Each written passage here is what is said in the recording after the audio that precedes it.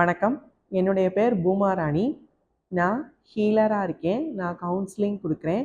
நான் டீச்சிங் பண்ணுறேன். குழந்தைகளுக்கான சிகிச்சை, படிப்பிற்கான சிகிச்சை பண்ணுறேன்.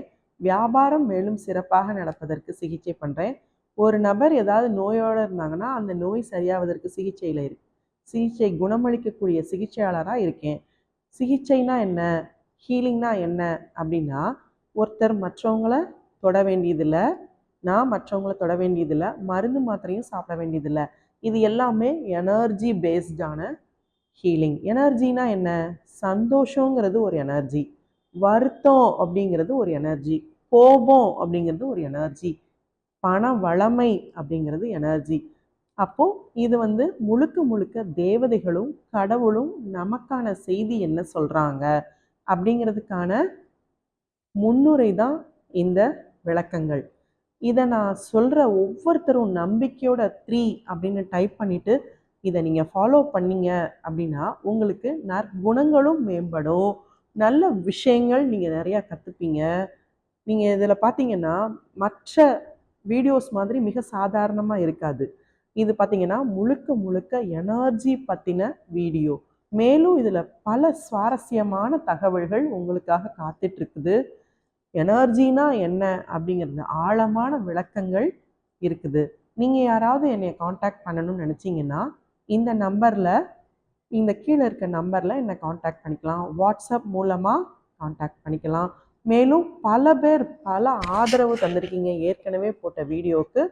அதற்கு ரொம்ப ரொம்ப நன்றி. எல்லாருமே இதை நம்பிக்கையோடையும் ஆசையோடையும் பண்ணுங்க. கண்ணுக்கு தெரியாத ஒளி தேவதைகளும் கடவுளும் இருப்பது உறுதி, நிரூபணமான ஒன்று. ரிஷப ராசிக்கான ப்ரெடிக்ஷன்ஸ் இந்த மாதத்திற்கு, மார்ச் மாதத்திற்கு நம்ம பார்க்கலாம். கடவுள் என்ன சொல்றாங்க, தேவதை என்ன சொல்றாங்க அப்படிங்கிறத நம்ம பார்க்கலாம். இந்த மாதம் நம்ம என்ன டைப் பண்ணணும்? 3. நம்பர் 3ங்கிறது ரொம்ப ரொம்ப powerful. Love, light and power.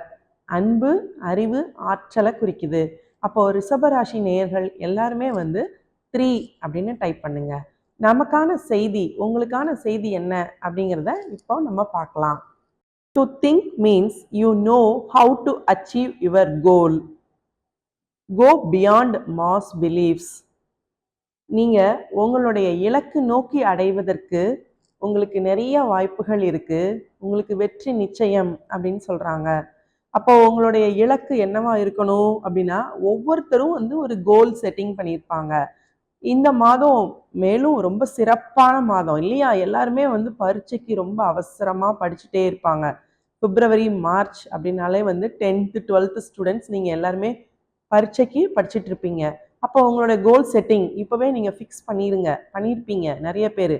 அப்போ அதை நோக்கி நீங்கள் போகும்போது கண்டிப்பாக நீங்கள் என்ன செய்ய முடியும்? ஜெயிக்க முடியும். என்ன நம்பர் வேணும் அப்படிங்கிறதே நீங்கள் மனசுக்குள்ளேனாலும் சரி, ஒரு பேப்பரில் எழுதி வச்சுனாலும் சரி, இதெல்லாம் செஞ்சு பாருங்க, கண்டிப்பாக நடக்கும். இப்போ ஃபார் எக்ஸாம்பிள் நான் 1100 மார்க் எடுக்கணும் அப்படின்னு நீங்கள் நினச்சிங்க அப்படின்னா அதை பல முறை எழுதி பாருங்க, இல்லை ஒரு முறை எழுதி உங்கள் பூஜை ரூமில் வைங்க. உங்களுக்கு பிடிச்ச கடவுளை வேண்டிக்கோங்க. இந்த மாதிரிலாம் செய்யும்போது உங்களுடைய இலக்கு நோக்கி நீங்கள் போகும்போது உங்களுக்கு வெற்றி நிச்சயமாக கிடைக்கும். நீங்கள் எழுதும்போது அதுக்கு ஒரு சக்தி இருக்குங்க. நான் ஏன் ஒவ்வொருத்தரையும் எழுதுங்க, அதை மனசில் பதிய வைங்க அப்படின்னு சொல்கிறேன் அப்படின்னா, நம்ம எழுதும்போது நம்மளுடைய மூளையிலேருந்து நம்ம கைகள் வழியாக அது பதிவாகி இந்த யூனிவர்ஸோட, அந்த பிரபஞ்சத்தோட அது கனெக்ட் ஆகி அது அப்படியே நடக்கும். கண்ணுக்கு தெரியாத ஒளி தேவதைகள் நிறைய பேர் இருக்காங்க, நமக்கு அதை பற்றி தெரியலை, அந்த விழிப்புணர்வு நமக்கு இல்லை. அப்போ அப்படியே ஆகட்டும் சொல்லுவாங்க. அதனால தான் நம்ம புது கணக்கெல்லாம் போடுறோம் ஏப்ரல் மாதத்துல. மேலும் அதை பற்றின விஷயங்கள் இன்னும் தனியாக ஒரு வீடியோவில் நான் போடுறேன், எப்படிலாம் புது கணக்கு பண்ணணும் அப்படிங்கிறது. அப்போ இப்போ வியாபாரிகள் இருக்கீங்க, ஒரு பிஸ்னஸ் பீப்புள் இருக்கீங்க, ஒவ்வொருத்தருக்கும் ஒரு டார்கெட் இருக்கும், ஒரு கோல் இருக்கும். அதை எப்படி நீங்க அச்சீவ் பண்ணணும் அப்படின்னா, முதல்ல நீங்க என்ன பண்ணணும்? என்ன கோல் செட்டிங்? இப்போ 5 லட்சம் நீங்க சம்பாதிக்கிறீங்க அப்படின்னா 10 லட்சம் சம்பாதிக்கிறேன், நான் சம்பாதிச்சிட்டேன் அப்படின்னு சொல்லி நீங்க எழுதணும். நீங்க எழுதும் போது உங்களுக்கு அந்த வெற்றி நிச்சயமா கிடைக்கும். ஒவ்வொருத்தரும் இதே மாதிரி முயற்சி பண்ணி பாருங்க.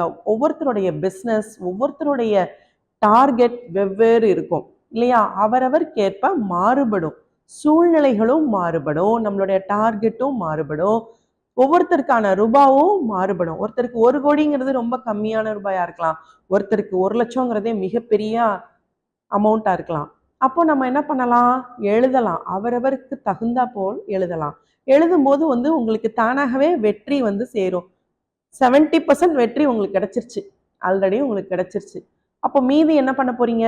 ஏற்கனவே நீங்க நல்லா படிச்சிருக்கீங்க, ஏற்கனவே நீங்க வியாபாரம் சிறப்பா பண்றீங்க அப்படின்னா தன்னம்பிக்கையோட, சந்தோஷத்தோட, ஆரோக்கியத்தோட பண்ணீங்க அப்படின்னா எந்த ஒரு விஷயமுமே நமக்கு வெற்றி தான்.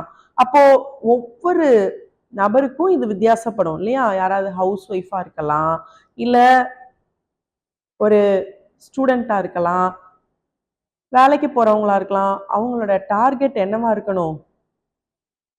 நான் எதை பண்றேனோ அதை வெற்றியோட பண்ணுவேன், தன்னம்பிக்கையோட பண்ணுவேன், தைரியத்தோட பண்ணுவேன் அப்படின்னு நீங்க நினைக்கும் போதே என்ன ஆகும்?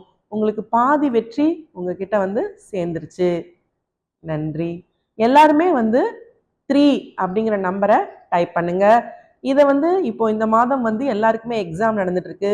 ஸோ உங்க ஃப்ரெண்ட்ஸ், ரிலேட்டிவ்ஸ்க்கு எல்லாருக்குமே ஃபார்வர்ட் பண்ணுங்க. எக்ஸாம் அப்படின்னாலே ரொம்ப ஈஸியா, கேஷுவலா, திருவிழா மாதிரி எடுத்துக்கோங்க. எல்லாருக்கும், ஸ்டூடெண்ட்ஸ் எல்லாருக்குமே வெற்றி அடைய என்னுடைய வாழ்த்துக்கள். நன்றி.